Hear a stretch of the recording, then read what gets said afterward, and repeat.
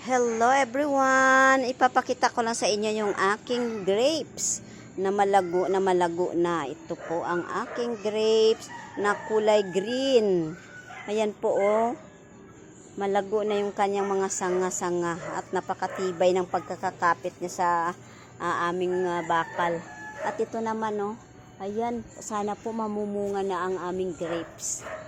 Wish ko lang na mamunga na sila. Inaantay kong mamunga na. Wala pa naman, ilang buwan pa lang naman itong naitanim ko. Sana nga po no, mamunga na ang aking mga grapes para naman na malaman natin kung matamis ba ang kanyang bunga.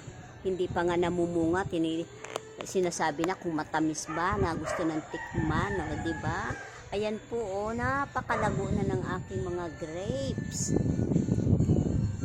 Sige na, mamunga na kayo mga grapes ko para naman matikman na natin ang inyong bunga. Sa paso ko lang po yan tinanim pero okay lang yan.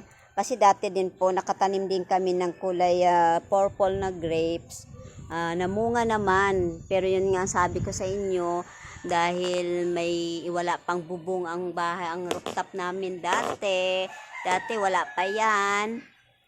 Ngayon lang tong nakaraang buwan lang namin yan kinabit. Inuunahan kami ng ibon sa pagpitas at pag-harvest ng mga hinog ng aming mga tanim na prutas. Ngayon, simula nang nagbubunga kami, bihira na pong gumala dito ang mga ibon. O baka hindi lang talaga nila napapansin kasi nga may takip na yung aming rooftop. Mahaba na po ang narating ng aking grapes. O saan na.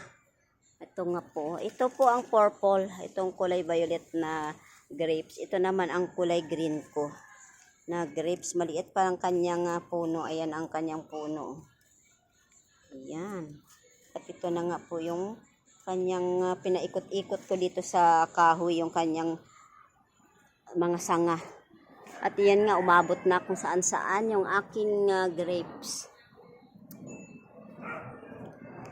Wish ko lang na mamunga na ang aking grapes. Ano kaya ang pwedeng gawin para mabilis mamunga ang mga grapes? Ano kaya ang dapat nating ilagay? Kailangan ba nating lagyan ng pampabunga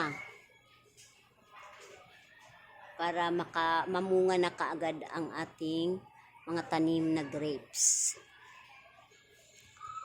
Nakakatuwa lang po no, pagmasdan ang mga tanim mo na mga malulusog at umaasa ka na mamumunga sila. Yan, thank you for watching.